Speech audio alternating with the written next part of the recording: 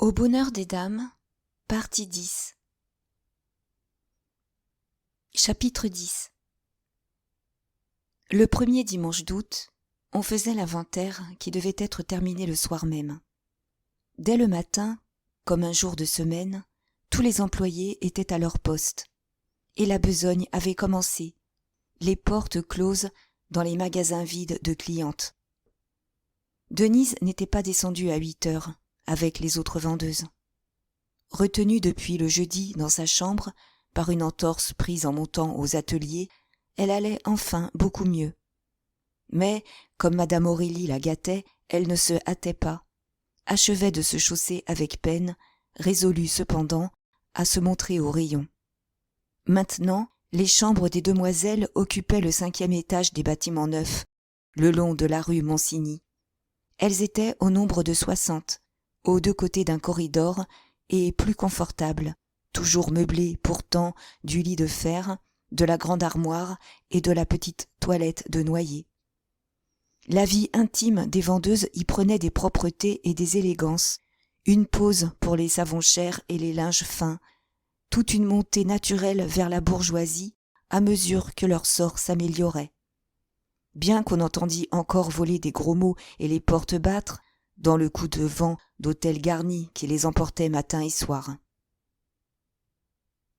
D'ailleurs, à titre de seconde, Denise avait une des plus grandes chambres, dont les 2 fenêtres mansardées ouvraient sur la rue. Riche, à présent, elle se donnait du luxe, un édredon rouge recouvert d'un voile de guipure, un petit tapis devant l'armoire, 2 vases de verre bleu sur la toilette, où se fanaient des roses. Quand elle fut chaussée, elle essaya de marcher dans la pièce. Il lui fallut s'appuyer aux meubles, car elle boitait encore. Mais cela s'échaufferait. Tout de même, elle avait eu raison de refuser, pour le soir, une invitation à dîner de l'oncle Baudu et de prier sa tante de faire sortir Pépé, qu'elle avait remis en pension chez madame Gras. Jean, qui était venu la voir la veille, dînait aussi chez l'oncle.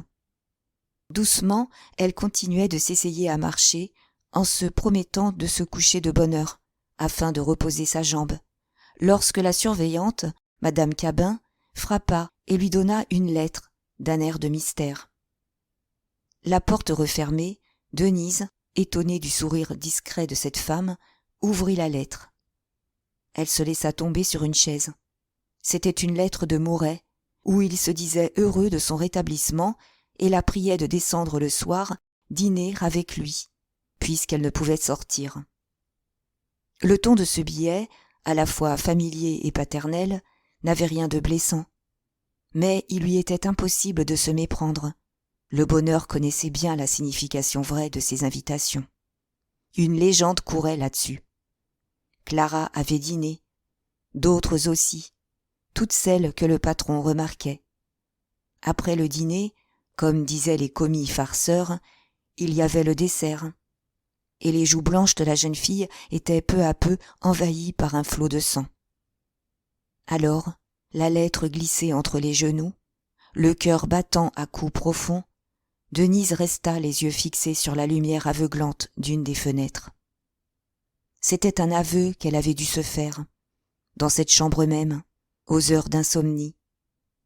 Si elle tremblait encore quand il passait, elle savait maintenant que ce n'était pas de crainte. Et son malaise d'autrefois, son ancienne peur ne pouvait être que l'ignorance effarée de l'amour, le trouble de ses tendresses naissantes, dans sa sauvagerie d'enfant. Elle ne raisonnait pas, elle sentait seulement qu'elle l'avait toujours aimé, depuis l'heure où elle avait frémi et balbutié devant lui. Elle l'aimait lorsqu'elle le redoutait comme un maître sans pitié. Elle l'aimait lorsque son cœur éperdu rêvait de hutin, inconscient, cédant à un besoin d'affection. Peut-être se serait-elle donnée à un autre, mais jamais elle n'avait aimé que cet homme dont un regard la terrifiait. Et tout le passé revivait, se déroulait dans la clarté de la fenêtre. Les sévérités des premiers temps, cette promenade si douce sous les ombrages noirs des Tuileries, enfin les désirs dont il l'effleurait depuis l'heure où elle était rentrée. La lettre glissa jusqu'à terre. Denise regardait toujours la fenêtre, dont le plein soleil l'éblouissait. Brusquement, on frappa, et elle se hâta de ramasser la lettre, de la faire disparaître dans sa poche. C'était Pauline, qui, s'échappant de son rayon sous un prétexte, venait causer un peu. « Êtes-vous remise, ma chère ? On ne se rencontre plus. » Mais, comme il était défendu de remonter dans les chambres, et surtout de s'y enfermer à deux, Denise l'emmena au bout du couloir, où se trouvait le salon de réunion, une galanterie du directeur pour ces demoiselles, qui pouvaient y causer ou y travailler en attendant 11 heures. La pièce, blanc et or, d'une nudité banale de salle d'hôtel, était meublée d'un piano, d'un guéridon central, de fauteuils et de canapés recouverts de housses blanches. Du reste, après quelques soirées passées entre elles, dans le premier feu de la nouveauté, les vendeuses ne s'y rencontraient plus, sans en arriver tout de suite aux mots désagréables. C'était une éducation à faire. La petite cité phalanstérienne manquait de concorde. Et, en attendant, il n'y avait guère là, le soir, que la seconde des corsets, Miss Powell, qui tapait sèchement du Chopin sur le piano et dont le talent jalousé achevait de mettre en fuite les autres. « Vous voyez, mon pied va mieux, » dit Denise. « Je descendais. »« Ah, bien !» cria la lingère. « En voilà du zèle. C'est moi qui resterais à me dorloter, si j'avais un prétexte. » Toutes deux s'étaient assises sur un canapé. L'attitude de Pauline avait changé depuis que son amie était seconde aux confections. Il entrait, dans sa cordialité de bonne fille, une nuance de respect, une surprise de sentir la petite vendeuse chétive d'autrefois en marche pour la fortune. Cependant, Denise l'aimait beaucoup et se confiait à elle seule, au milieu du continuel galop des 200 femmes que la maison occupait maintenant. « Qu'avez-vous » demanda vivement Pauline, quand elle remarqua le trouble de la jeune fille. « Mais rien » assura celle-ci, avec un sourire embarrassé. « Si, vous avez quelque chose. Vous vous méfiez donc de moi, que vous ne me dites plus vos chagrins ?» Alors, Denise, dans l'émotion qui gonflait sa poitrine et qui ne pouvait se calmer, s'abandonna. Elle tendit la lettre à son amie, en balbutiant. « Tenez, il vient de m'écrire. » Entre elles, jamais encore elle n'avait parlé ouvertement de Mouret. Mais ce silence même était comme un aveu de leur secrète préoccupation. Pauline n'ignorait rien. Après avoir lu la lettre, elle se serra contre Denise, la prit à la taille pour lui murmurer doucement. « Ma chère, si vous voulez que je sois franche, je croyais que c'était fait. Ne vous révoltez donc pas, je vous assure que tout le magasin doit le croire comme moi. Dame, il vous a nommé seconde si vite, puis il est toujours après vous, ça crève les yeux. » Elle lui mit un gros baiser sur la joue, puis elle l'interrogea. « Vous irez ce soir, naturellement. » Denise la regardait sans répondre. Et, tout d'un coup, elle éclata en sanglots, la tête appuyée sur l'épaule de son amie. Celle-ci demeura très surprise. « Voyons, calmez-vous, il n'y a rien là-dedans qui puisse vous bouleverser ainsi. »« Non, non, laissez-moi, » bégayait Denise. « Si vous saviez comme j'ai du chagrin. Depuis que j'ai reçu cette lettre, je ne vis plus.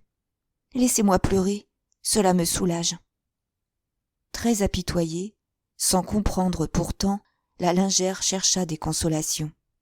D'abord, il ne voyait plus Clara. On disait bien qu'il allait chez une dame au dehors, mais ce n'était pas prouvé. Puis, elle expliqua qu'on ne pouvait être jalouse d'un homme dans une pareille position. Il avait trop d'argent. Il était le maître, après tout. Denise l'écoutait. Et, si elle avait encore ignoré son amour, elle n'en aurait plus douté à la souffrance dont le nom de Clara et l'allusion à Madame Desforges lui tordirent le cœur. Elle entendait la voix mauvaise de Clara, elle revoyait madame Desforges la promener dans les magasins, avec son mépris de dame riche. « Alors, vous iriez, vous ?» demanda-t-elle. Pauline, sans se consulter, cria. « Sans doute. Est-ce qu'on peut faire autrement ?» Puis, elle réfléchit. Elle ajouta. « Pas maintenant, autrefois, parce que maintenant je vais me marier avec Baugé, et ce serait mal tout de même. » En effet, Baugé, qui avait quitté depuis peu le bon marché pour le bonheur des dames, allait l'épouser, vers le milieu du mois. Bourdoncle n'aimait guère les ménages. Cependant, ils avaient l'autorisation. Ils espéraient même obtenir un congé de 15 jours. « Vous voyez bien, déclara Denise, quand un homme vous aime, il vous épouse. Baugé vous épouse. » Pauline eut un bon rire. « Mais, ma chérie, ce n'est pas la même chose. Baugé m'épouse parce que c'est Baugé. Il est mon égal, ça va tout seul. Tandis que monsieur Mouret, est-ce que monsieur Mouret peut épouser ses vendeuses ? » « Oh non, cria la jeune fille, révoltée par l'absurdité de la question, et c'est pourquoi il n'aurait pas dû m'écrire. Ce raisonnement acheva d'étonner la lingère. Son visage épais, aux petits yeux tendres, prenait une commisération maternelle. Puis elle se leva, ouvrit le piano, joua doucement avec un seul doigt le roi Dagobert, pour égayer la situation sans doute. Dans la nudité du salon, dont les housses blanches semblaient augmenter le vide, montaient les bruits de la rue, la mélopée lointaine d'une marchande criant des pois verts. Denise s'était renversée au fond du canapé, la tête contre le bois, secouée par une nouvelle crise de sanglots qu'elle étouffait dans son mouchoir. « Encore » reprit Pauline en se retournant. « Vous n'êtes vraiment pas raisonnable. Pourquoi m'avez-vous amenée ici ? Nous aurions mieux fait de rester dans votre chambre. » Elle s'agenouilla devant elle, recommença à la sermonner. Que d'autres auraient voulu être à sa place. D'ailleurs, si la chose ne lui plaisait pas, c'était bien simple. Elle n'avait qu'à dire non, sans se chagriner si fort. Mais elle réfléchirait avant de risquer sa position par un refus que rien n'expliquait, puisqu'elle n'avait pas d'engagement ailleurs. Était-ce donc si terrible ? Et la semonce finissait par des plaisanteries chuchotées gaiement, lorsqu'un bruit de pas vint du corridor. Pauline courut à la porte, jeter un coup d'œil. « Chut, madame Aurélie, murmura-t-elle, je me sauve, et vous, essuyez vos yeux, on n'a pas besoin de savoir. » Quand Denise fut seule, elle se mit debout, renfonça ses larmes, et, les mains tremblantes encore, de peur d'être surprise ainsi, elle ferma le piano que son amie avait laissé ouvert. Mais elle entendit madame Aurélie frapper à sa porte. Alors, elle quitta le salon. « Comment ?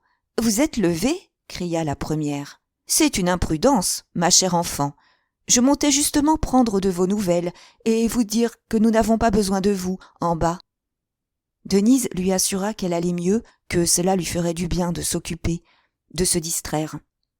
« Je ne me fatiguerai pas, madame. Vous m'installerez sur une chaise. Je travaillerai aux écritures. » Toutes deux descendirent. Très prévenante, madame Aurélie l'obligeait à s'appuyer sur son épaule. Elle avait dû remarquer les yeux rouges de la jeune fille, car elle l'examinait à la dérobée. Sans doute, elle savait bien des choses. C'était une victoire inespérée. Denise avait enfin conquis le rayon.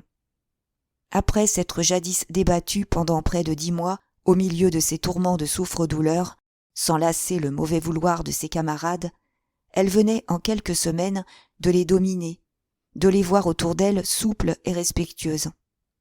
La brusque tendresse de madame Aurélie l'avait beaucoup aidée, dans cette ingrate besogne de se concilier les cœurs.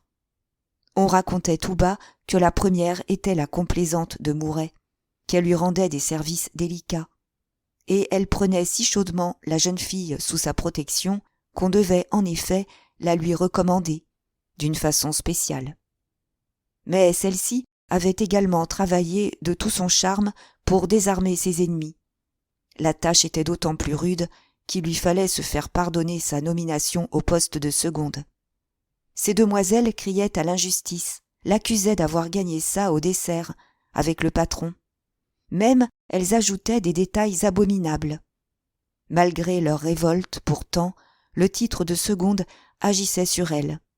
Denise prenait une autorité qui étonnait et pliait les plus hostiles. Bientôt, elle trouva des flatteuses parmi les dernières venues. Sa douceur et sa modestie achevèrent la conquête. Marguerite se rallia, et Clara seule continua de se montrer mauvaise, risquant encore l'ancienne injure de mal peignée, qui maintenant n'égayait personne. Pendant la courte fantaisie de Mouret, elle en avait abusé pour lâcher la besogne, d'une paresse bavarde et vaniteuse. Puis, comme il s'était lassé tout de suite, elle ne récriminait même pas, incapable de jalousie dans la débandade galante de son existence, simplement satisfaite d'en tirer le bénéfice d'être tolérée à ne rien faire.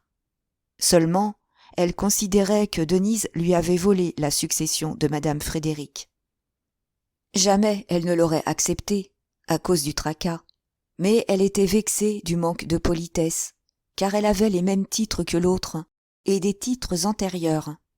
« Tiens, voilà qu'on sort la coucher, » murmura-t-elle quand elle aperçut Madame Aurélie amenant Denise à son bras.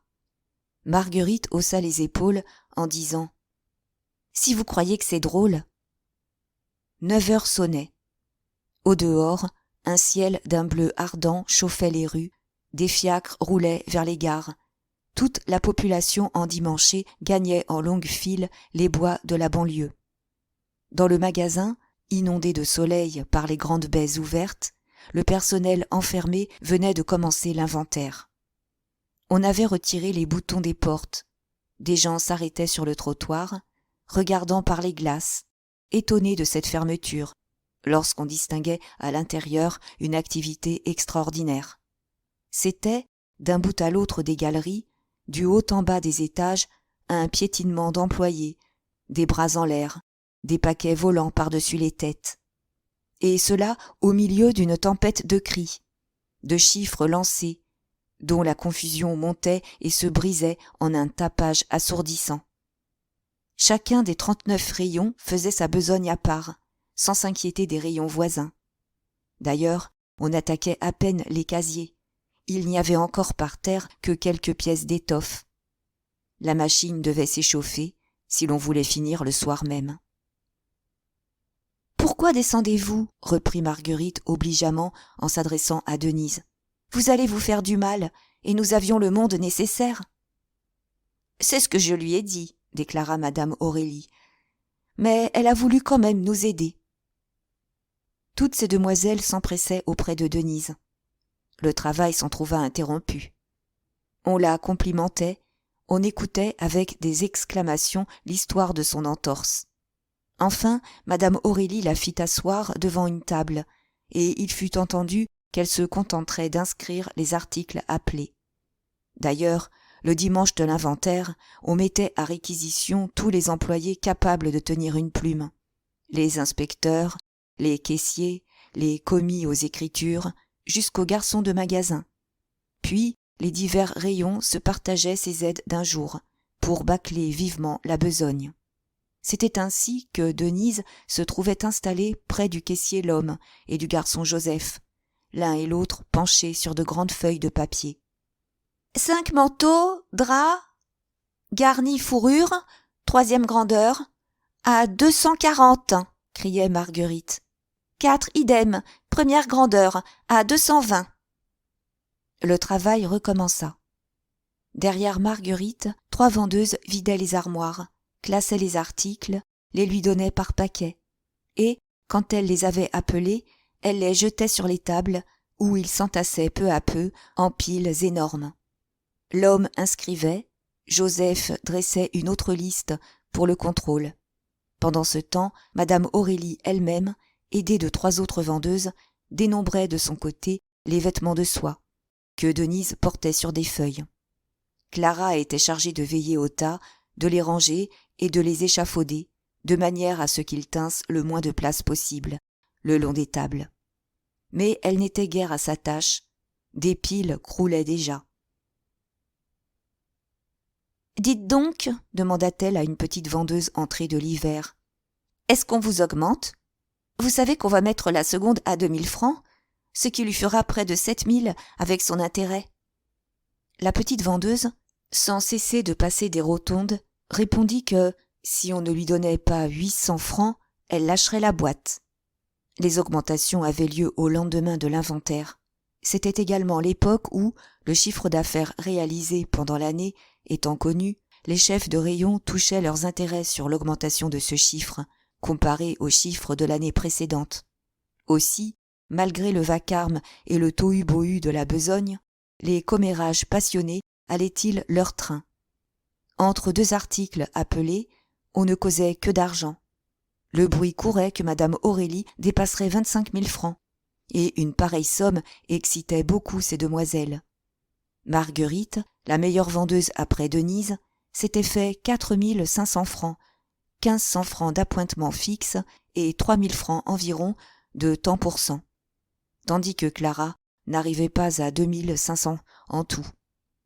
« Moi, je m'en fiche de leurs augmentations, » reprenait celle-ci en s'adressant à la petite vendeuse. « Si papa était mort, ce que je les planterais là. Mais une chose qui m'exaspère, ce sont les 7 000 francs de ce bout de femme. Hein ? Et vous ?» Madame Aurélie interrompit violemment la conversation. Elle se tourna, de son air superbe. « Taisez-vous donc, mesdemoiselles. On ne s'entend pas, ma parole d'honneur. » Puis elle se remit à crier. « 7 mantes à la vieille, sicilienne, première grandeur, à 130. 3 pelisses, Syrah, deuxième grandeur, à 150. Y êtes-vous, mademoiselle Baudu ? » ?»« Oui, madame. » Alors, Clara dut s'occuper des brassées de vêtements empilés sur les tables. Elle les bouscula, gagna de la place. Mais bientôt elle les lâcha encore, pour répondre à un vendeur qui la cherchait. C'était le gantier Mignot, échappé de son rayon. Il chuchota une demande de 20 francs. Déjà, il lui en devait 30. Un emprunt pratiqué un lendemain de course, après avoir perdu sa semaine sur un cheval. Cette fois, il avait mangé à l'avance sa guelte touchée la veille. Il ne lui restait pas 10 sous pour son dimanche. Clara n'avait sur elle que 10 francs, qu'elle prêta d'assez bonne grâce. Et ils causèrent. Ils parlèrent d'une partie à 6, faite par eux dans un restaurant de Bougival, où les femmes avaient payé leur écho. Ça valait mieux, tout le monde était à son aise. Puis Mignot, qui voulait ses 20 francs, alla se pencher à l'oreille de l'homme. Celui-ci, arrêté dans ses écritures, parut saisi d'un grand trouble. Il n'osait refuser pourtant. Il cherchait une pièce de 10 francs dans son porte-monnaie, lorsque madame Aurélie, étonnée de ne plus entendre la voix de Marguerite, qui avait dû s'interrompre, aperçut Mignot et comprit. Elle le renvoya rudement à son rayon. Elle n'avait pas besoin qu'on vînt distraire ces demoiselles. La vérité était qu'elle redoutait le jeune homme, le grand ami de son fils Albert, le complice de farces louches qu'elle tremblait de voir mal finir un jour. Aussi, lorsque Mignot tint les 10 francs et qu'il se fut sauvé, ne put-elle s'empêcher de dire à son mari « S'il est permis, vous laissez dindonner de la sorte. » Mais, ma bonne, je ne pouvais vraiment refuser à ce garçon. Elle lui ferma la bouche d'un haussement de ses fortes épaules. Puis, comme les vendeuses s'égayaient sournoisement de cette explication de famille, elle reprit avec sévérité. « Allons, mademoiselle Vadon, ne nous endormons pas. 20 paletots, cachemire double, 4e grandeur, à 18 francs 50, lança Marguerite de sa voix chantante. L'homme, la tête basse, écrivait de nouveau. Peu à peu, on avait élevé ses appointements à 9 000 francs. Et il gardait son humilité devant madame Aurélie, qui apportait toujours près du triple dans le ménage. Pendant un instant, la besogne marcha. Les chiffres volaient, les paquets de vêtements pleuvaient drus sur les tables.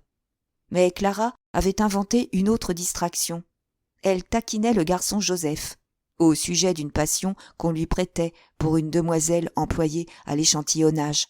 Cette demoiselle, âgée de 28 ans déjà, maigre et pâle, était une protégée de madame Desforges, qui avait voulu la faire engager par Mouret comme vendeuse, en contant à celui-ci une histoire touchante. Une orpheline, la dernière des Fontenailles, vieille noblesse du Poitou, débarquée sur le pavé de Paris avec un père ivrogne, resté honnête dans cette déchéance, d'une éducation trop rudimentaire malheureusement pour être institutrice ou donner des leçons de piano. Mouret, d'habitude, s'emportait lorsqu'on lui recommandait des filles du monde pauvre. Il n'y avait pas, disait-il, de créature plus incapable, plus insupportable, d'un esprit plus faux. Et, d'ailleurs, on ne pouvait s'improviser vendeuse. Il fallait un apprentissage. C'était un métier complexe et délicat. Cependant, il prit la protégée de madame Desforges. Il la mit seulement au service des échantillons, comme il avait déjà casé, pour être agréable à des amis, 2 comtesses et une baronne au service de la publicité, où elle faisait des bandes et des enveloppes. Mademoiselle de Fontenailles gagnait 3 francs par jour, qui lui permettaient tout juste de vivre dans une petite chambre de la rue d'Argenteuil. C'était à la rencontrer l'air triste, vêtu pauvrement, que le cœur de Joseph, de tempérament tendre sous sa raideur muette d'ancien soldat, avait fini par être touché. Il n'avouait pas, mais il rougissait quand ces demoiselles des confections le plaisantaient, car l'échantillonnage se trouvait dans une salle voisine du rayon, et elle l'avait remarqué rôdant sans cesse devant la porte. « Joseph a des distractions, » murmurait Clara. « Son nez se tourne vers la lingerie. » On avait réquisitionné mademoiselle de Fontenailles qui aidait à l'inventaire du comptoir des trousseaux. Et, comme en effet le garçon jetait de continuels coups d'œil vers ce comptoir, les vendeuses se mirent à rire. Il se troubla, s'enfonça dans ses feuilles, tandis que Marguerite, pour étouffer le flot de gaieté qui lui chatouillait la gorge, criait plus fort. « 14 jaquettes, drap anglais, 2e grandeur, à 15 francs !» Du coup, madame Aurélie, en train d'appeler des rotondes, eut la voix couverte. Elle dit, l'air blessé, avec une lenteur majestueuse. « Un peu plus bas, mademoiselle, nous ne sommes pas à la halle. Et vous êtes toutes bien peu raisonnables de vous amuser à des gamineries, quand notre temps est si précieux. » Justement, comme Clara ne veillait plus au paquet, une catastrophe se produisit. Des manteaux s'éboulèrent.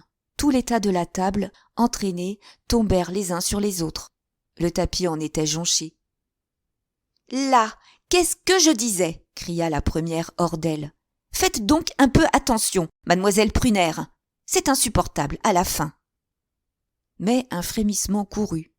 Mouret et Bourdoncle, faisant leur tournée d'inspection, venaient de paraître.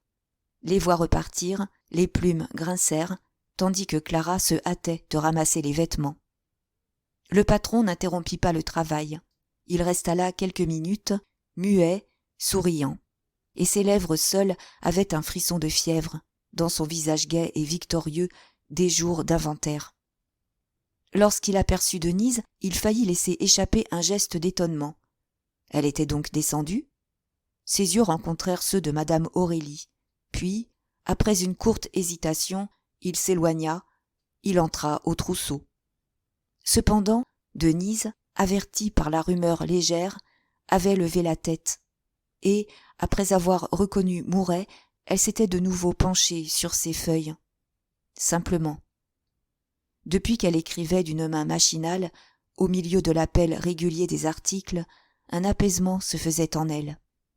Toujours elle avait cédé ainsi au premier excès de sa sensibilité. Des larmes la suffoquaient, sa passion doublait ses tourments. Puis, elle rentrait dans sa raison. Elle retrouvait un beau courage calme, une force de volonté douce et inexorable. Maintenant, les yeux limpides, le teint pâle, elle était sans un frisson, tout à sa besogne, résolue à s'écraser le cœur et à ne faire que son vouloir. 10 heures sonnèrent, le vacarme de l'inventaire montait dans le branle-bas des rayons, et, sous les cris, jetés sans relâche, qui se croisaient de toutes parts, la même nouvelle circulait avec une rapidité surprenante.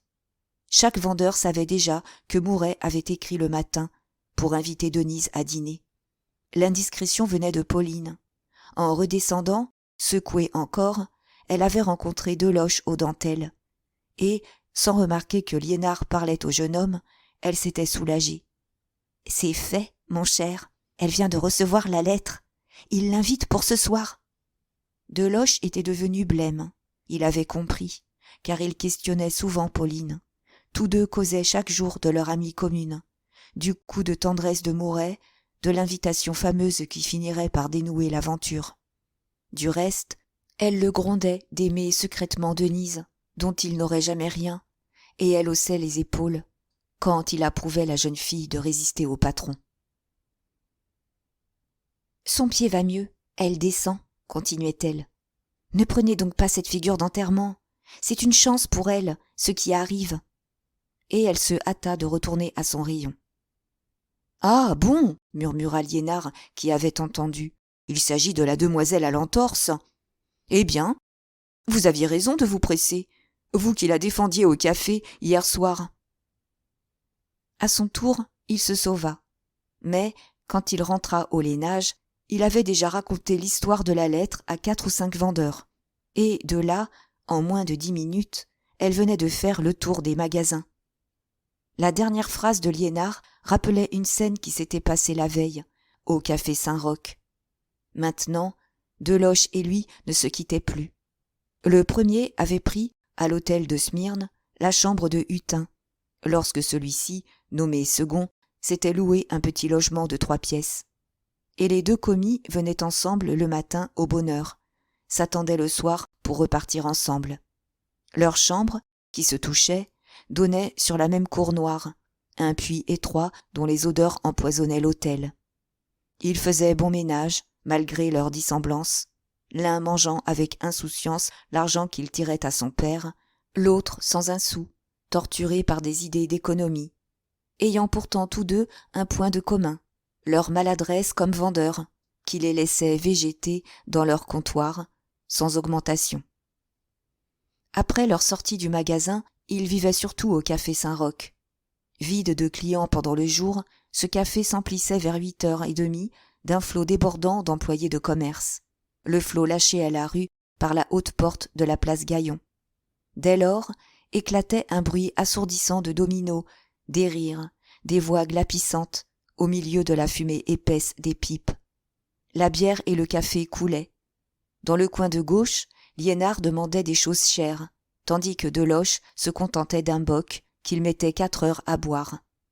C'était là que celui-ci avait entendu Favier, à une table voisine, raconter des abominations sur Denise, la façon dont elle avait fait le patron, en se retroussant quand elle montait un escalier devant lui.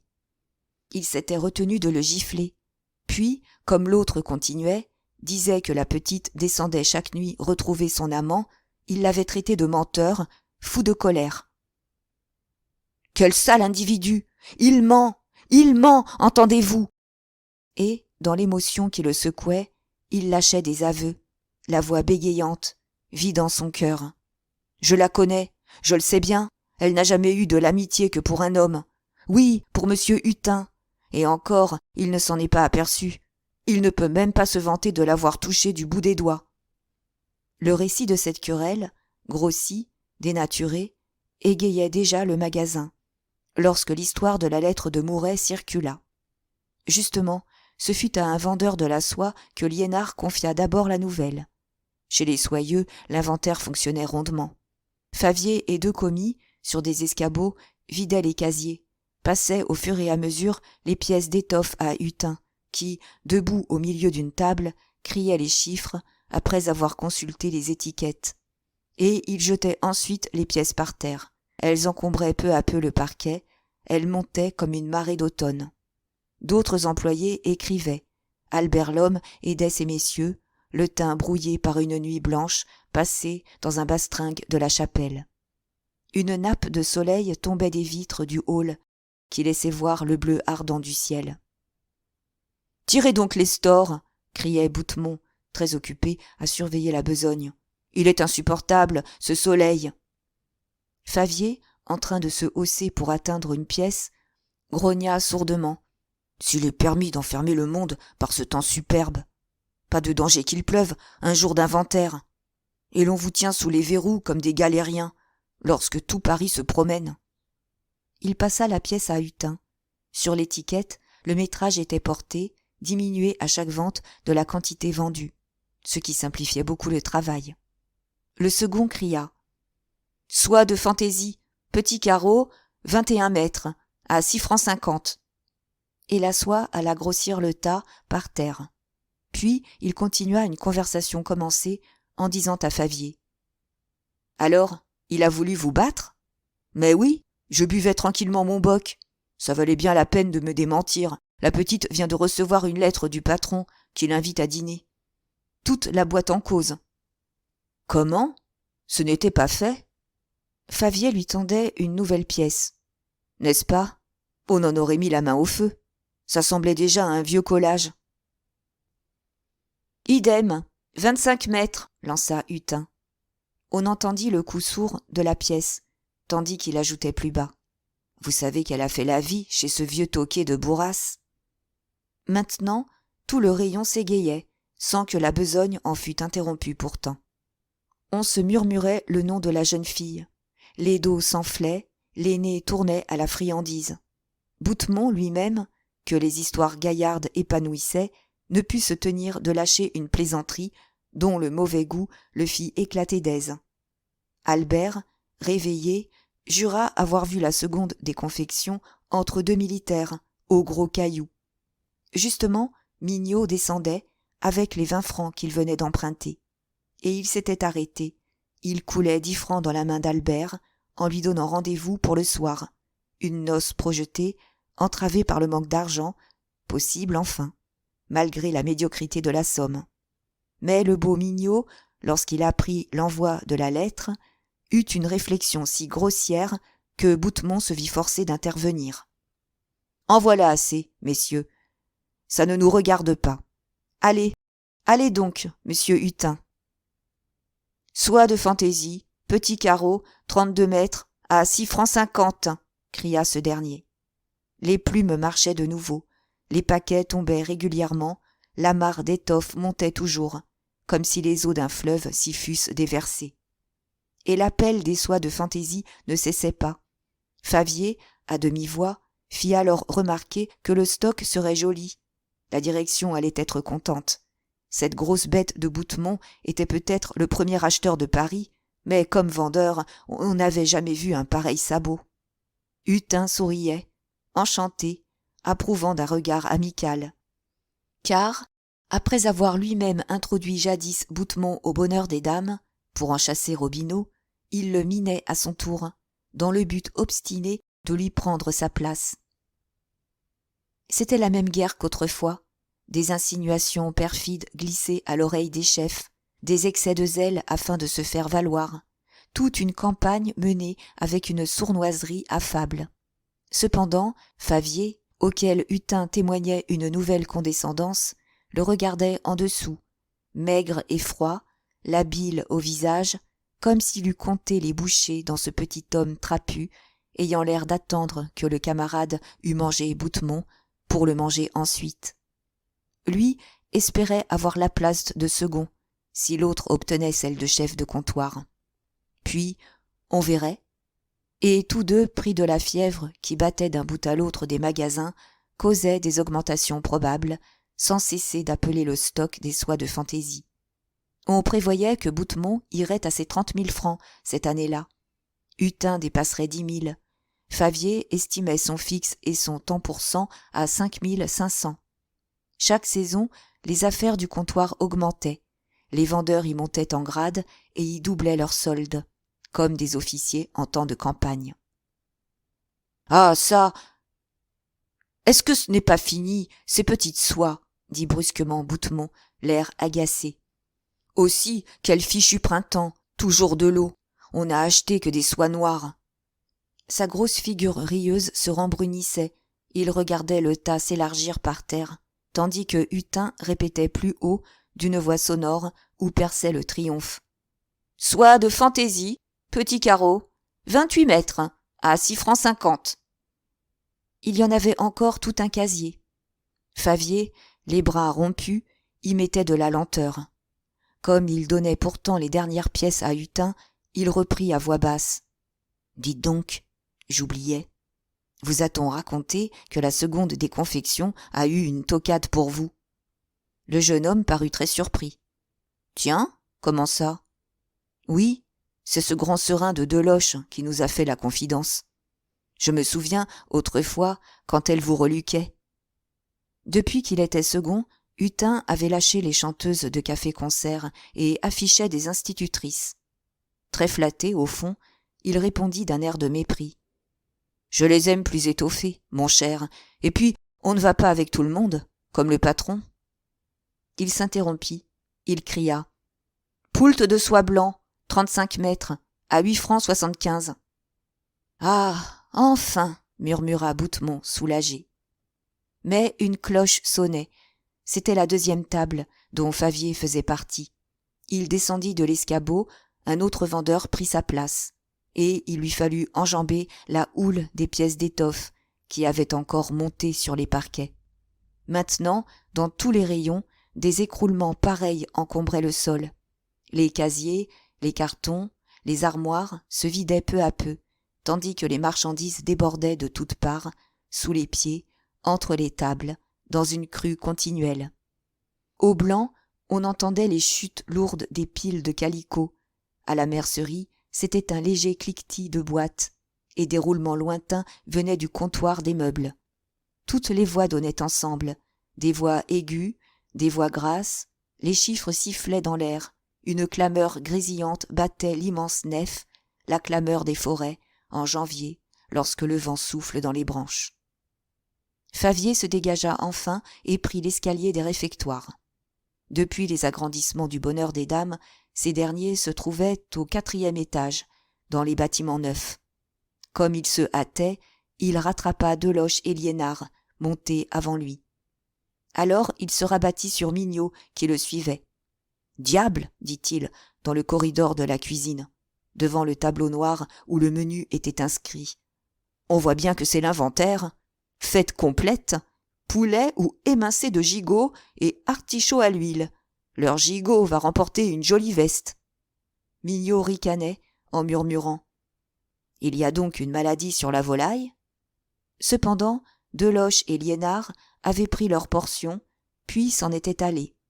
Alors, Favier, penché au guichet, dit à voix haute « Poulet !» Mais il dut attendre. Un des garçons qui découpait venait de s'entailler le doigt, et cela jetait un trouble. Il restait la face à l'ouverture, regardant la cuisine, d'une installation géante, avec son fourneau central, sur lequel 2 rails fixés au plafond amenaient, par un système de poulies et de chaînes, les colossales marmites que 4 hommes n'auraient pu soulever. Des cuisiniers, tout blancs dans le rouge sombre de la fonte, surveillaient le pot-au-feu du soir, montés sur des échelles de fer, armés d'écumoires, au bout de grands bâtons. Puis, c'étaient, contre le mur, des grilles à faire griller des martyrs, des casseroles à fricasser un mouton, un chauffe-assiette monumental, une vasque de marbre emplie par un continuel filet d'eau.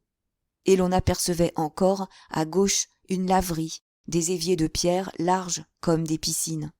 Tandis que, de l'autre côté, à droite, se trouvait un garde-manger, où l'on entrevoyait des viandes rouges à des crocs d'acier. Une machine à pelurer les pommes de terre fonctionnait avec un tic-tac de moulin. 2 petites voitures pleines de salades épluchées passaient, traînées par des aides, qui allaient les remiser au frais sous une fontaine. « Poulet !» répéta Favier, pris d'impatience. Puis, se retournant, il ajouta plus bas. « Il y en a un qui s'est coupé. C'est dégoûtant. Ça coule dans la nourriture. » Mignot voulut voir. Toute une queue de commis grossissait. Il y avait des rires, des poussées. Et maintenant, les 2 jeunes gens, la tête au guichet, se communiquaient leurs réflexions devant cette cuisine de phalanstère où les moindres ustensiles, jusqu'aux broches et aux lardoirs, devenaient gigantesques. Il y fallait servir 2000 déjeuners et 2000 dîners, sans compter que le nombre des employés augmentait de semaine en semaine. C'était un gouffre. On y engloutissait en un jour 16 hectolitres de pommes de terre, 120 livres de beurre, 600 kilogrammes de viande, et, à chaque repas, on devait mettre 3 tonneaux en perce. Près de 700 litres coulaient sur le comptoir de la buvette. « Ah, enfin !» murmura Favier lorsque le cuisinier de service reparut avec une bassine où il piqua une cuisse pour la lui donner. « Poulet !» dit Mignot derrière lui. Et tous deux, tenant leurs assiettes, entrèrent dans le réfectoire, après avoir pris leur part de vin à la buvette, pendant que, derrière leur dos, le mot « poulet » tombait sans relâche, régulièrement, et qu'on entendait la fourchette du cuisinier piquer les morceaux, avec un petit bruit rapide et cadencé. Maintenant, le réfectoire des commis était une immense salle où les 500 couverts de chacune des 3 séries tenaient à l'aise. Ces couverts se trouvaient alignés sur des longues tables d'acajou, placées parallèlement dans le sens de la largeur. Aux 2 bouts de la salle, des tables pareilles étaient réservées aux inspecteurs et aux chefs de rayon, et il y avait, dans le milieu, un comptoir pour les suppléments. 2 grandes fenêtres, à droite et à gauche, éclairaient d'une clarté blanche cette galerie, dont le plafond, malgré ses 4 mètres de hauteur, semblait bas, écrasé par le développement démesuré des autres dimensions. Sur les murs, peints à l'huile, d'une teinte jaune clair, les casiers aux serviettes étaient les seuls ornements. À la suite de ce premier réfectoire venait celui des garçons de magasin et des cochers, où les repas étaient servis sans régularité, au fur et à mesure des besoins du service. « Comment ? Vous aussi, Mignot ? Vous avez une cuisse, dit Favier, lorsqu'il se fut assis à une des tables en face de son compagnon. D'autres commis s'installaient autour d'eux. Il n'y avait pas de nappe, les assiettes rendaient un bruit fêlé sur l'acajou, et tous s'exclamaient dans ce coin, car le nombre des cuisses était vraiment prodigieux. « Encore des volailles qui n'ont que des pattes, fit remarquer Mignot. Ceux qui avaient des morceaux de carcasse se fâchaient. Pourtant, la nourriture s'était beaucoup améliorée depuis les aménagements nouveaux. Mouret ne traitait plus avec un entrepreneur pour une somme fixe. Il dirigeait aussi la cuisine. Il en avait fait un service organisé, comme un de ses rayons, ayant un chef, des sous-chefs, un inspecteur. Et, s'il déboursait davantage, il obtenait plus de travail d'un personnel mieux nourri, calcul d'une humanitaire pratique qui avait longtemps consterné Bourdoncle. « Allons, la mienne est tendre tout de même, » reprit Mignot. « Passez donc le pain. » Le gros pain faisait le tour, et lorsqu'il se fut coupé une tranche le dernier, il replanta le couteau dans la croûte. Des retardataires accouraient à la file. Un appétit féroce, doublé par la besogne du matin, soufflait sur les longues tables d'un bout à l'autre du réfectoire. C'était un cliquetis grandissant de fourchettes, des glous-glous de bouteilles qu'on vidait, des chocs de verre reposés trop vivement, le bruit de meules de 500 mâchoires solides broyant avec énergie, et les paroles, rares encore, s'étouffaient dans les bouches pleines. Deloche, cependant, assis entre Boger et Liénard, se trouvait presque en face de Favier, à quelques places de distance. Tous deux s'étaient lancés un regard de rancune. Des voisins chuchotaient, au courant de leur querelle de la veille. Puis on avait ri de la malchance de Deloche, toujours affamé et tombant toujours, par une sorte de destinée maudite, sur le plus mauvais morceau de la table. Cette fois, il venait d'apporter un coup de poulet et un débris de carcasse. Silencieux, il laissait plaisanter. Il avalait de grosses bouchées de pain, en épluchant le cou avec l'art infini d'un garçon qui avait le respect de la viande. « Pourquoi ne réclamez-vous pas ?» lui dit Boger. Mais il haussa les épaules. À quoi bon ? Ça ne tournait jamais bien. Quand il ne se résignait pas, les choses allaient plus mal. « Vous savez que les bobinards ont leur club, maintenant, » raconta tout d'un coup Mignot. « Parfaitement. Le Bobine Club. Ça se passe chez un marchand de vin de la rue Saint-Honoré, qui leur loue une salle le samedi. » Il parlait des vendeurs de la mercerie. Alors, toute la table s'égaya. Entre deux morceaux, la voix empâtée, chacun lâchait une phrase, ajoutait un détail, et il n'y avait que les liseurs obstinés qui restaient muets, perdus, le nez enfoncé dans un journal. On en tombait d'accord. Chaque année, les employés de commerce prenaient un meilleur genre. Près de la moitié, à présent, parlaient l'allemand ou l'anglais. Le chic n'était plus d'aller faire du boucan à Bullier, de rouler les cafés-concerts pour y siffler les chanteuses laides. Non, on se réunissait une vingtaine, on fondait un cercle. « Est-ce qu'ils ont un piano, comme les Toiliers ?» demanda Liénard. « Si le Bobine Club a un piano, je crois bien, » cria Mignot. « Et il joue, et il chante. Même il y en a un, le petit Bavoux, qui lit des vers. » La gaieté redoubla. On blaguait le petit Bavoux. Pourtant, il y avait sous les rires une grande considération. Puis, on causa d'une pièce du vaudeville, où un calicot jouait un vilain rôle. Plusieurs se fâchaient pendant que d'autres s'inquiétaient de l'heure à laquelle on les lâcherait le soir, car ils devaient aller en soirée dans des familles bourgeoises. Et de tous les points de la salle immense partaient des conversations semblables, au milieu du vacarme croissant de la vaisselle. Pour chasser l'odeur de la nourriture, la buée chaude qui montait des 500 couverts débandés, on avait ouvert les fenêtres, dont les stores baissés étaient brûlants du lourd soleil d'août.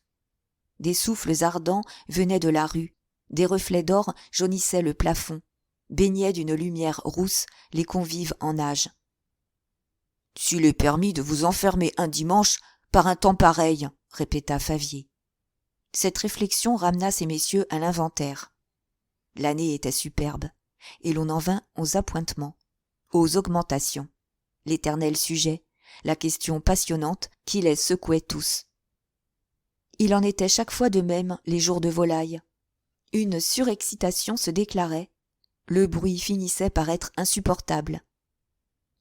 Quand les garçons apportèrent les artichauts à l'huile, on ne s'entendait plus. L'inspecteur de service avait l'ordre d'être tolérant. « À propos, » cria Favier, « vous connaissez l'aventure ?» Mais il eut la voix couverte. Mignot demandait. « Qui est-ce qui n'aime pas l'artichaut ? Je vends mon dessert contre un artichaut. » Personne ne répondit. Tout le monde aimait l'artichaut. Ce déjeuner-là compterait parmi les bons, car on avait vu des pêches pour le dessert. « Il l'a invité à dîner, mon cher, » disait Favier à son voisin de droite, en achevant son récit. « Comment ? Vous ne le saviez pas ?» La table entière le savait. On était fatigué d'en causer depuis le matin. Et des plaisanteries, toujours les mêmes, passèrent de bouche en bouche. Deloche frémissait. Ses yeux finirent par se fixer sur Favier, qui répétait avec insistance. « S'il ne l'a pas eue, il va la voir. Et il n'en aura pas les traînes. Ah non, il n'en aura pas les traînes. » Lui aussi regardait Deloche. Il ajouta d'un air provoquant. « Ceux qui aiment les eaux peuvent se la payer pour 100 sous. » Brusquement, il baissa la tête. Deloche, cédant à un mouvement irrésistible, venait de lui jeter son dernier verre de vin par la figure, en bégayant. « Tiens, sale menteur, j'aurais dû t'arroser hier. » Ce fut un esclandre. Quelques gouttes avaient éclaboussé les voisins de Favier, dont les cheveux seuls se trouvaient mouillés légèrement. Le vin, lancé d'une main trop rude, était allé tomber de l'autre côté de la table. Mais on se fâchait. Il couchait donc avec, qui la défendait ainsi ? Quelle brute ! Il aurait mérité une paire de gifles pour apprendre à se conduire. Pourtant, les voix baissèrent. On signalait l'approche de l'inspecteur, et c'était inutile de mettre la direction dans la querelle. Favier se contenta de dire « S'il m'avait attrapé, vous auriez vu quelle danse !» Puis, cela finit par des moqueries.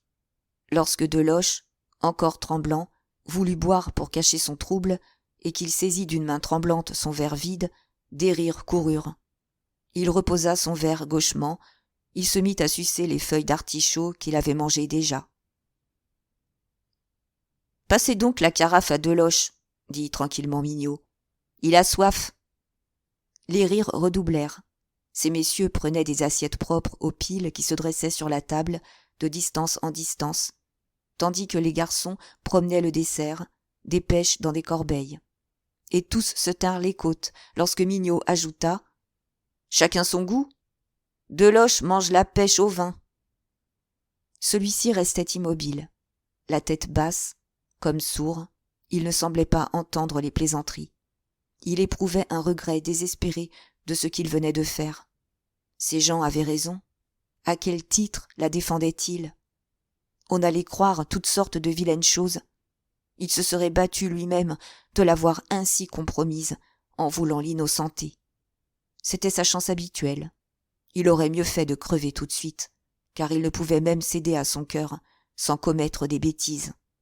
Des larmes lui montaient aux yeux. N'était-ce pas également sa faute si le magasin causait de la lettre écrite par le patron ?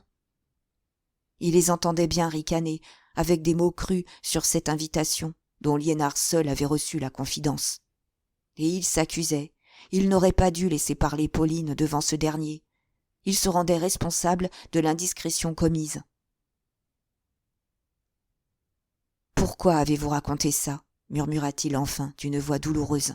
« C'est très mal. »« Moi ?» répondit Liénard, « mais je ne l'ai dit qu'à une ou deux personnes, en exigeant le secret.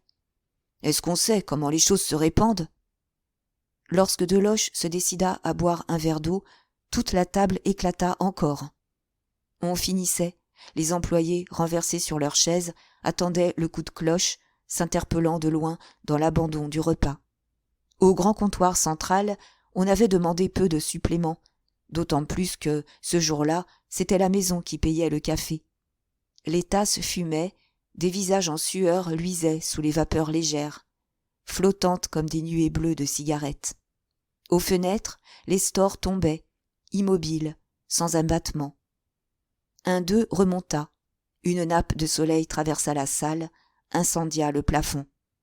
Le brouhaha des voix battait les murs d'un tel bruit que le coup de cloche ne fut d'abord entendu que des tables voisines de la porte. On se leva, la débandade de la sortie emplit longuement les corridors. Cependant, Deloche était resté en arrière, pour échapper aux maux d'esprit qui continuaient. Baugé sortit même avant lui, et Baugé, d'habitude, quittait la salle le dernier, faisait un détour et rencontrait Pauline, au moment où celle-ci se rendait au réfectoire des dames. C'était une manœuvre arrêtée entre eux, la seule manière de se voir une minute, durant les heures de travail. Mais, ce jour-là, comme ils se baisaient à pleine bouche dans un angle du corridor, Denise, qui montait également déjeuner, les surprit. Elle marchait d'un pas difficile à cause de son pied. « Oh, ma chère !» balbutia Pauline, très rouge. « Ne dites rien, n'est-ce pas ?» Baugé, avec ses gros membres, sa carrure de géant, tremblait ainsi qu'un petit garçon. Il murmura. « C'est qu'ils nous flanqueraient très bien dehors. Notre mariage a beau être annoncé, ils ne comprennent pas qu'on s'embrasse, ces animaux-là. » Denise, toute remuée, affecta de ne pas les avoir vus. Et Baugé se sauvait, lorsque Deloche, qui prenait le plus long, parut à son tour. Il voulut s'excuser, il balbutia des phrases que Denise ne saisit pas d'abord. Puis, comme il reprochait à Pauline d'avoir parlé devant Liénard, et que celle-ci demeurait embarrassée, la jeune fille eut enfin l'explication des mots qu'on chuchotait derrière elle depuis le matin. C'était l'histoire de la lettre qui circulait. Elle fut reprise du frisson dont cette lettre l'avait secouée. Elle se voyait déshabillée par tous ces hommes. « Moi, je ne savais pas, » répétait Pauline. « D'ailleurs, il n'y a rien là-dedans de vilain. On laisse causer, ils ragent tous, pardi. »« Ma chère, » dit enfin Denise, de son air raisonnable, « je ne vous en veux point. Vous n'avez raconté que la vérité. J'ai reçu une lettre, c'est à moi d'y répondre. » Deloche s'en alla navré, ayant compris que la jeune fille acceptait la situation et qu'elle irait, le soir, au rendez-vous. Quand les deux vendeuses eurent déjeuné, dans une petite salle voisine de la grande, et où les femmes étaient servies plus confortablement, Pauline dut aider Denise à descendre, car le pied de celle-ci se fatiguait. En bas, dans l'échauffement de l'après-midi, l'inventaire ronflait davantage. L'heure était venue du coup de collier, lorsque, devant la besogne peu avancée du matin, toutes les forces se tendaient pour avoir fini le soir. Les voix se haussaient encore. On ne voyait que la gesticulation des bras, vidant toujours les cases, jetant les marchandises, et on ne pouvait plus marcher. La crue des piles et des ballots sur les parquets montait à la hauteur des comptoirs. Une houle de têtes, de poings brandis, de membres volants semblait se perdre au fond des rayons, dans un lointain confus d'émeutes. C'était la fièvre dernière du branle-bas, la machine près de sauter, tandis que, le long des glaces sans teint, autour du magasin fermé, continuaient à passer de rares promeneurs, blêmes de l'ennui étouffant du dimanche.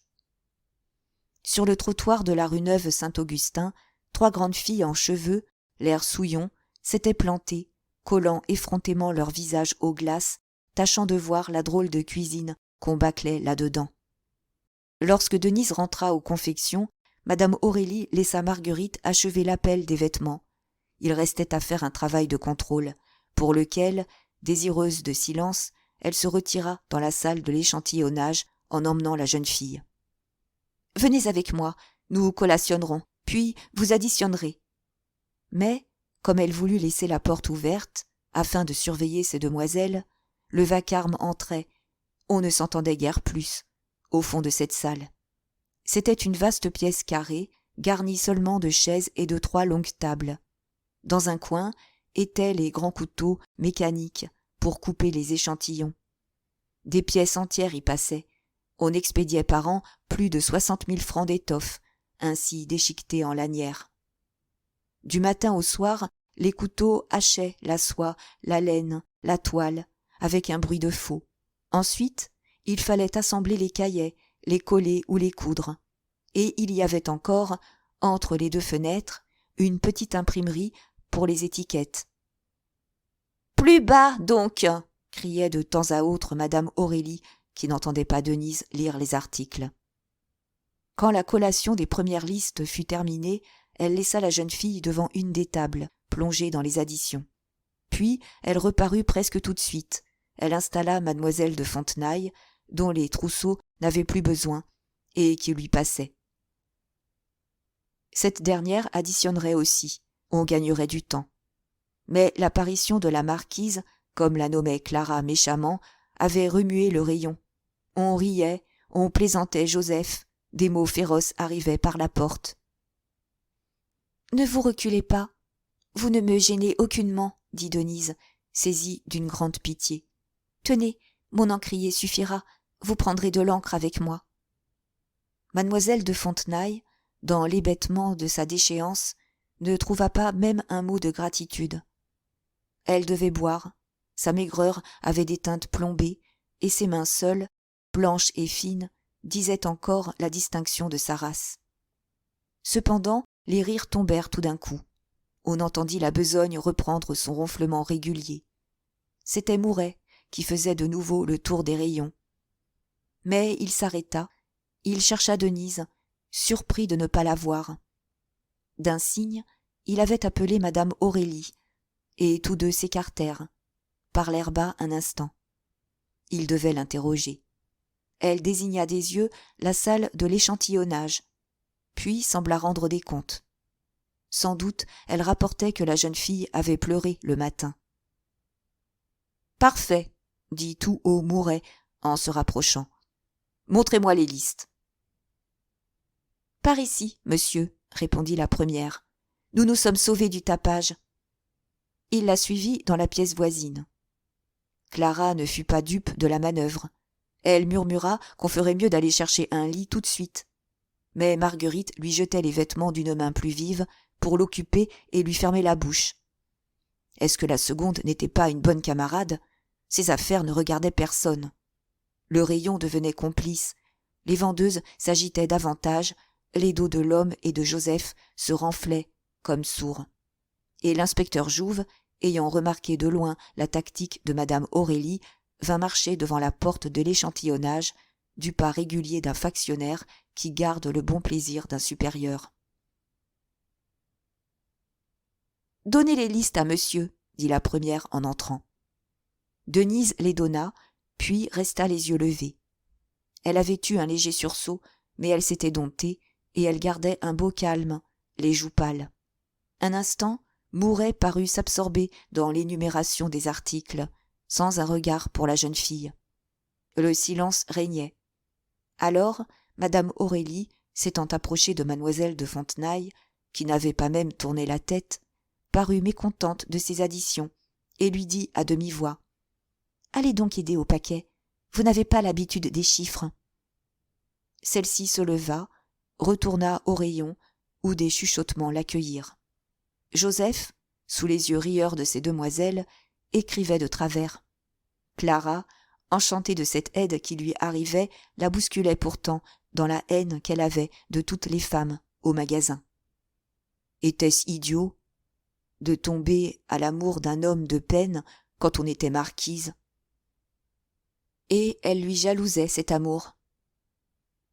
Très bien, répétait Mouret en affectant toujours de lire. Cependant, madame Aurélie ne savait comment sortir à son tour, d'une façon décente.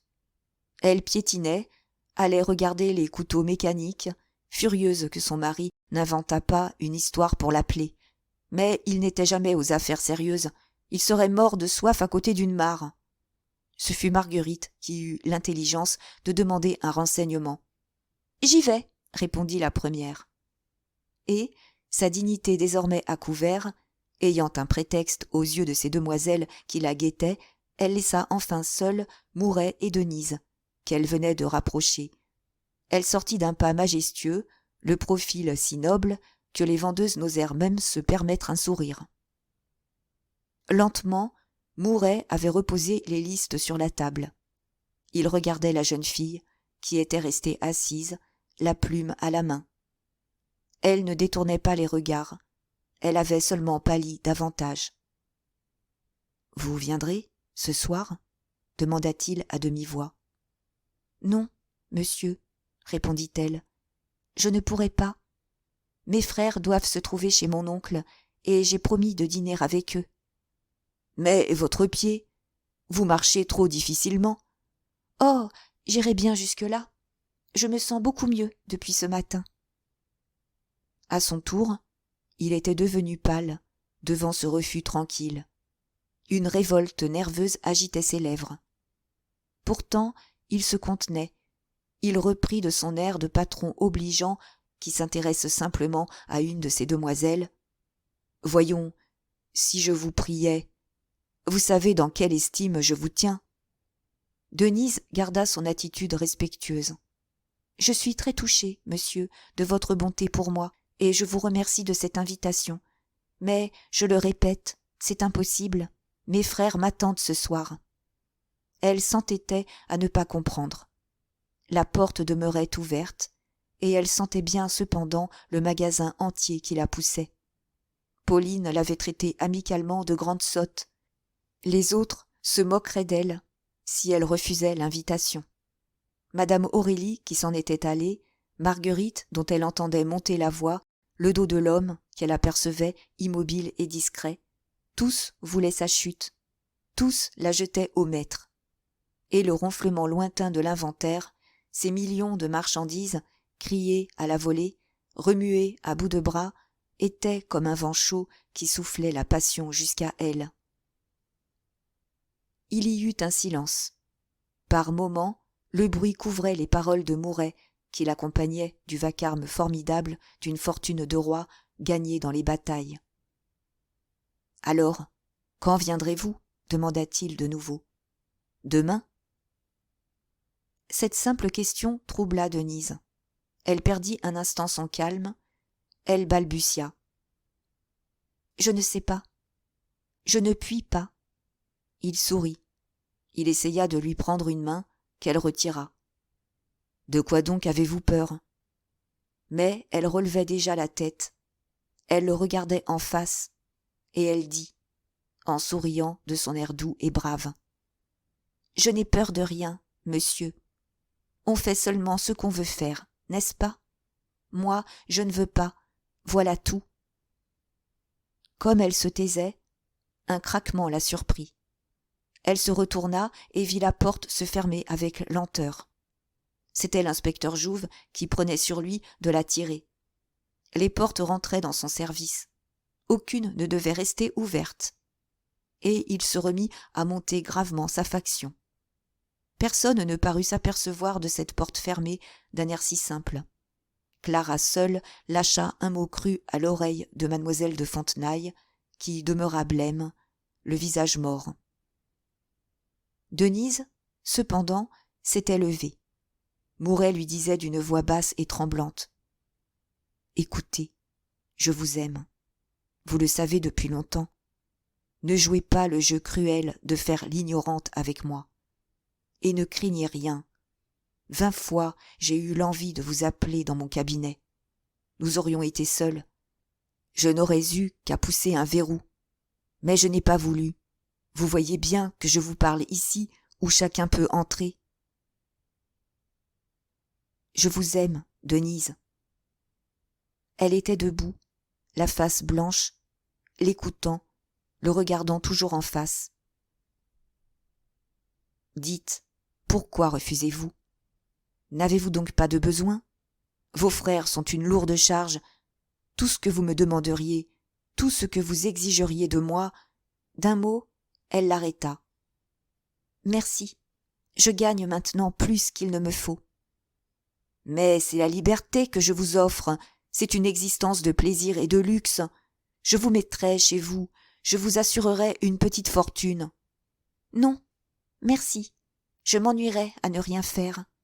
Je n'avais pas 10 ans que je gagnais ma vie. » Il eut un geste fou.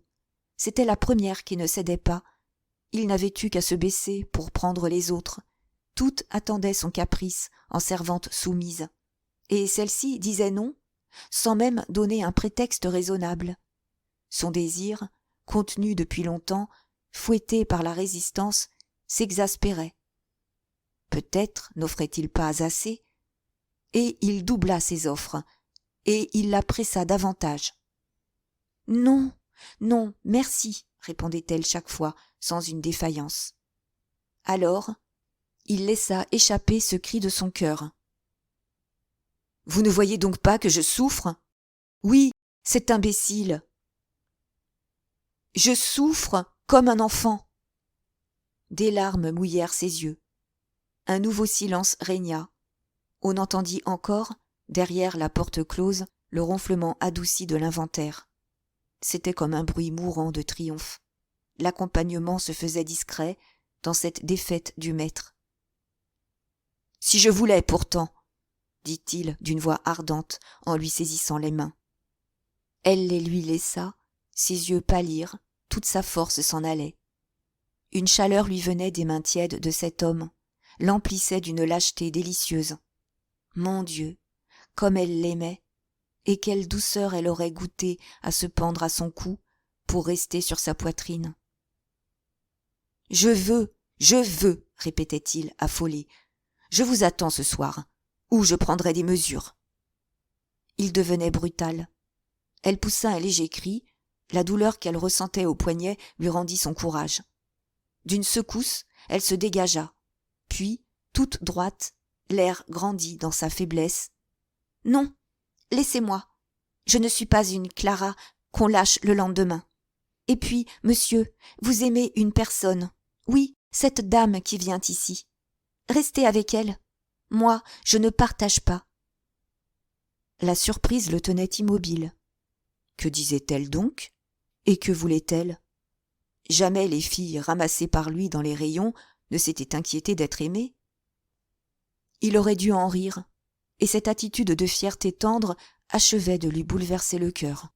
« Monsieur, reprit-elle, rouvrez cette porte. Ce n'est pas convenable d'être ainsi ensemble. » Mouret obéit, et les tempes bourdonnantes, ne sachant comment cacher son angoisse, il rappela madame Aurélie, s'emporta contre le stock des rotondes, dit qu'il faudrait baisser les prix, et les baisser tant qu'il en resterait une. C'était la règle de la maison. On balayait tout chaque année. On vendait à 60% de perte, plutôt que de garder un modèle ancien ou une étoffe défraîchie. Justement, Bourdoncle, à la recherche du directeur, l'attendait depuis un instant, arrêté devant la porte close par Jouve, qui lui avait glissé un mot à l'oreille d'un air grave. Il s'impatientait, sans trouver cependant la hardiesse de déranger le tête-à-tête. Était-ce possible? Un jour pareil, avec cette chétive créature? Et, lorsque la porte se rouvrit enfin, Bourdoncle parla des soies de fantaisie, dont le stock allait être énorme. Ce fut un soulagement pour Mouret, qui put crier à l'aise. « À quoi songeait Boutemont ?» Il s'éloigna, en déclarant qu'il n'admettait pas qu'un acheteur manquât de flair jusqu'à commettre la bêtise de s'approvisionner au-delà des besoins de la vente. « Qu'a-t-il » murmura madame Aurélie, toute remuée par les reproches. Et ces demoiselles se regardèrent avec surprise. À 6 heures, l'inventaire était terminé. Le soleil luisait encore, un blond soleil d'été dont le reflet d'or tombait par les vitrages des halls. Dans l'air alourdi des rues, déjà des familles lasses revenaient de la banlieue, chargées de bouquets et traînant des enfants. Un à un, les rayons avaient fait silence. On n'entendait plus, au fond des galeries, que les appels attardés de quelques commis vidant une dernière case. Puis, ces voix elles-mêmes se turent. Il ne resta du vacarme de la journée qu'un grand frisson, au-dessus de la débâcle formidable des marchandises. Maintenant, les casiers, les armoires, les cartons, les boîtes se trouvaient vides. Pas un mètre d'étoffe, pas un objet quelconque n'était demeuré à sa place. Les vastes magasins n'offraient que la carcasse de leur aménagement, les menuiseries absolument nettes, comme au jour de l'installation. Cette nudité était la preuve visible du relevé complet et exact de l'inventaire. Et, à terre, s'entassaient 16 millions de marchandises, une mer montante qui avait fini par submerger les tables et les comptoirs. Les commis, noyés jusqu'aux épaules, commençaient à replacer chaque article. On espérait avoir terminé vers 10 heures. Comme madame Aurélie, qui était de la première table, descendait du réfectoire, elle rapporta le chiffre d'affaires réalisé dans l'année, un chiffre que les additions des divers rayons donnaient à l'instant. Le total était de 80 millions, 10 millions de plus que l'année précédente. Il n'y avait eu une baisse réelle que sur les soies de fantaisie. « Si M. Mouret n'est pas content, je ne sais pas ce qu'il lui faut, » ajouta la première. « Tenez, il est là-bas, en haut du grand escalier, l'air furieux. » Ces demoiselles allèrent le voir. Il était seul, debout, le visage sombre, au-dessus des millions écroulés à ses pieds. « Madame, » vint demander à ce moment Denise, « seriez-vous assez bonne pour me permettre de me retirer? Je ne sers plus à rien, à cause de ma jambe. Et comme je dois dîner chez mon oncle, avec mes frères... » Ce fut un étonnement. Elle n'avait donc pas cédé? Madame Aurélie hésita, parut sur le point de lui défendre de sortir, la voix brève et mécontente, pendant que Clara haussait les épaules, pleine d'incrédulité. Laissez donc, c'était bien simple, il ne voulait plus d'elle. Quand Pauline apprit ce dénouement, elle se trouvait devant les layettes, avec Deloche. La joie brusque du jeune homme la mit en colère. Ça l'avançait à grand-chose, n'est-ce pas? Il était peut-être heureux que son amie fût assez sotte pour manquer sa fortune. Et Bourdoncle, qui n'osait aller déranger Mouret, dans son isolement farouche, se promenait au milieu des bruits, désolé lui-même, saisi d'inquiétude. Cependant, Denise descendit. Comme elle arrivait au bas du petit escalier de gauche, doucement, en s'appuyant à la rampe, elle tomba sur un groupe de vendeurs qui ricanaient. Son nom fut prononcé. Elle sentit qu'on parlait encore de son aventure. On ne l'avait pas aperçue. « Allons donc. Des manières, » disait Favier. « C'est pétri de vices. Oui, je connais quelqu'un qu'elle a voulu prendre de force. » Et il regardait Hutin, qui, pour conserver sa dignité de second, se tenait à 4 pas, sans se mêler aux plaisanteries. Mais il fut si flatté de l'air d'envie dont les autres le considéraient, qu'il daigna murmurer. « Ce qu'elle m'a embêté, celle-là !» Denise, frappée au cœur, se retint à la rampe. On dut la voir, tous se dispersèrent avec des rires. Il avait raison, elle s'accusait de ses ignorances d'autrefois, quand elle songeait à lui. Mais comme il était lâche et comme elle le méprisait, maintenant, un grand trouble l'avait saisi. N'était-ce pas étrange qu'elle eût trouvé tout à l'heure la force de repousser un homme adoré lorsqu'elle se sentait si faible, jadis, devant ce misérable garçon dont elle rêvait seulement l'amour?